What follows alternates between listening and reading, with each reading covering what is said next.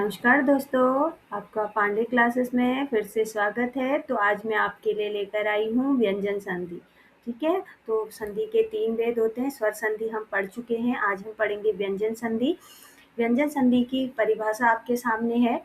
किसी व्यंजन का व्यंजन या स्वर से मेल होने पर व्यंजन में जो परिवर्तन होता है उसे व्यंजन संधि कहते हैं। इसे हम ध्यान से पढ़ते हैं।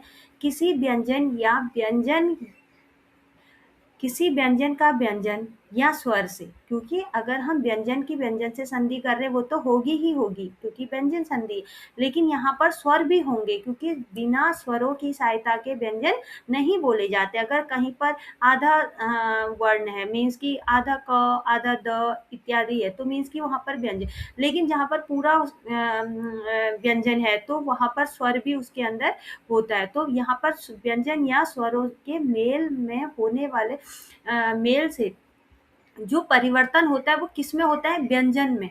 व्यंजन में परिवर्तन किसमें होता है?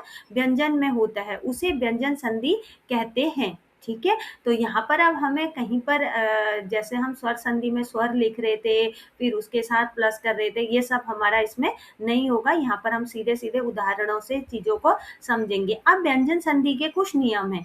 जैसे मैंने आपको पहले वर्ण बताए थे, तो उसमें मैंने आपको कुछ वर्ग बताए थे, क वर्ग, च वर्ग, ट वर्ग, त वर्ग इत्यादि। तो उन्हीं वर्गों के विभाजन के अनुसार यहाँ पर व्यंजनों, स्पर्श व्यंजन कहाँ पर आएंगे, संयुक्त व्यंजन कहाँ पर आएंगे, रैफ वाली र कहाँ पर आएगी, या फिर इत्यादि।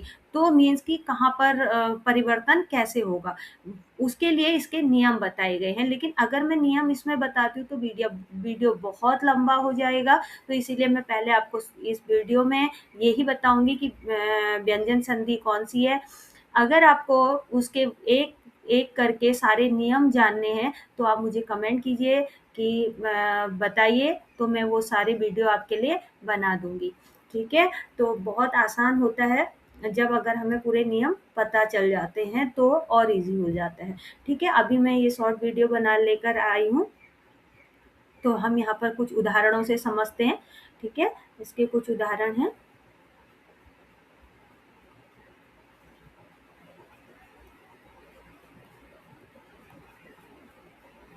उदाहरण है व्यंजन संधि के। ठीक है, तो जैसे हमारा पहला है, लिख लेते हैं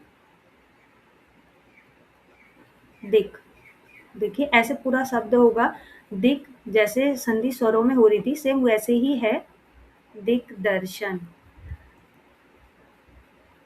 दिग्दर्शन। अब देखिए यहाँ पर हमारे पास क है क्योंकि यहाँ पर हलंत लगा हुआ है। आपको पता है यहाँ पर सिर्फ व्यंजन है, स्वर नहीं है। ठीक है, लेकिन यहाँ पर हमारे पास द है, द स्वर भी है। ठीक है, लेकिन द है, तो यहाँ पर हमारा क्या होगा, किसके साथ? क और द, क्या है? द भी है। तो यहाँ पर जब वर्ग के पहले वर्ण क, च, ट, त, प का तीसरा वर्ण ग, ज, ण, द, ब में परिवर्तन, मीन्स कि अगर ये दोनों आते हैं, ये सारा नियम में ही आ गया। अगर ये दोनों आपस में मेल होता है तो क्या परिवर्तन होता है इसमें? यहाँ पर जैसे देखिए मैं बताती हूँ, नियम बताने में वीडियो बहुत लंबा हो जा रहा है और समझ में भी नहीं आएगा, इसमें बता देती हूँ। देखिए दिक दर्शन, दिग्दर्शन। ठीक है, यहाँ पर क और द में यहाँ पर व्यंजन की, व्यंजन से जब संधि कराई है तो ग यहाँ पर आया है। क्या हमें प्राप्त हुआ है? ग, दिग्दर्शन। ठीक है, अगला उदाहरण इसका है,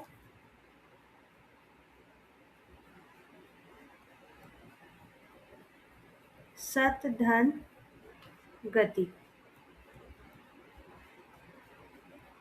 अब देखिए यहाँ त है और यहाँ ग, लेकिन परिवर्तन हो जाएगा, द में परिवर्तित हो जाएगा, सदगति। यहाँ पर आधे आधे व्यंजन आ रहे हैं। ठीक है, सदगति, क्योंकि यहाँ भी हलंत लगा हुआ है और यहाँ आधा वर्ण है।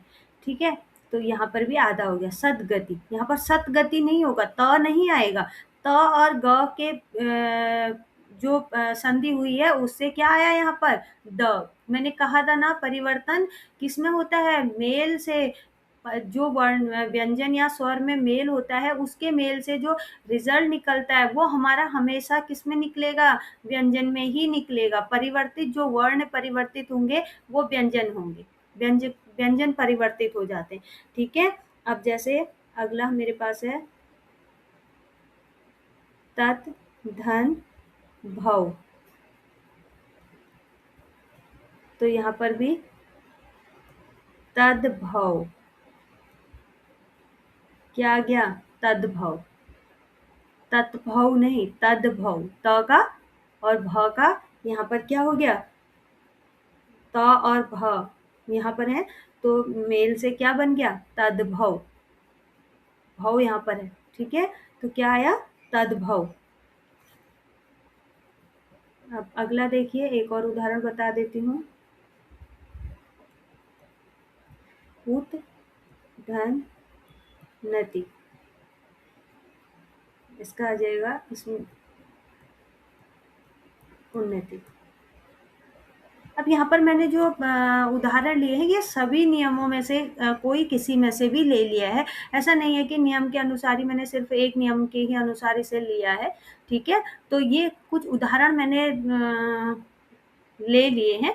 तो ये, और मैं एक चीज़ और बता दूँ, जो व्यंजन संधि है उसकी सबसे पहली पहचान ये हलंत है। देखिए सब में लगा हुआ, जहाँ पर ये देखेंगे ना वहाँ पर बिल्कुल लिख देना है, जहाँ पर हलंत लगा है प्लस के पहले हलंत लगा है वहाँ पर आपको लिख देना है व्यंजन संधि। अगर व्यंजन संधि का अगर नाम पूछा जाता है तो यही इसकी पहचान है, ये व्यंजन संधि है। ठीक है, अगर व्यंजन संधि में कोई भेद, व्यंजन संधि के और कोई भेद नहीं होते, परेशानी थोड़ा होती है स्वर संधि में, अगर हम उसको स्वरों के अनुसार समझ लें तो वो भी आसान हो जाती है। लेकिन यहाँ पर कोई दिक्कत नहीं होती, यहाँ पर इसके व्यंजन के और कोई भेद नहीं होते। अगर जहाँ पर आपको ये हलंत दिखता है तो वहाँ पर आप सीधे लिख सकते हैं कि यहाँ पर व्यंजन संधि है। या आपसे प्रश्न बन सकता है, पूछा जा सकता है कि निम्नलिखित में से व्यंजन संधि कौन सी है, तो आप इसमें से आराम से इस हलंत को देखकर पता लगा सकते हैं कि यहाँ पर हमारे पास क्या है, व्यंजन संधि है। ठीक है, तो इसके नियम अगर जानने हैं तो मैं अगला वीडियो बनाती हूँ। ठीक है, क्योंकि इस वीडियो में सारे नियम बताए नहीं जा सकते, वो वीडियो बहुत लंबा हो जाएगा। ठीक है, और उसके लिए हमें वर्णों का ज्ञान होना बहुत ज़रूरी है। अगर हमें सारे वर्ण, देखिए मैंने पूरे स्वर व्यंजनों का पूरी वर्णमाला आपको बताई हुई है, वीडियो ज़रूर देख लें, उससे आपको हेल्प मिलेगी। क्योंकि हमारे स्वर और व्यंजन बहुत ही महत्वपूर्ण हैं, हमें उनका वर्गीकरण कैसे किया गया है, कहाँ पर किसको प्रयोग करना है, वो जानना बहुत ज़रूरी है। ठीक है, जब यदि हमें वो नहीं पता होगा तो हम यहाँ पर काम नहीं कर पाएंगे। तो ये मेरे कुछ उदाहरण व्यंजन संधि के थे। सबसे महत्वपूर्ण यही है कि यहाँ पर ये देखिए, ये आपको जहाँ पर ये चिन्ह लगा हुआ दिखता है वहाँ पर व्यंजन संधि होती है। तो मैं यहीं ये वीडियो समाप्त करती हूँ। अगर अच्छी लगे वीडियो तो लाइक, शेयर और सब्सक्राइब कीजिएगा।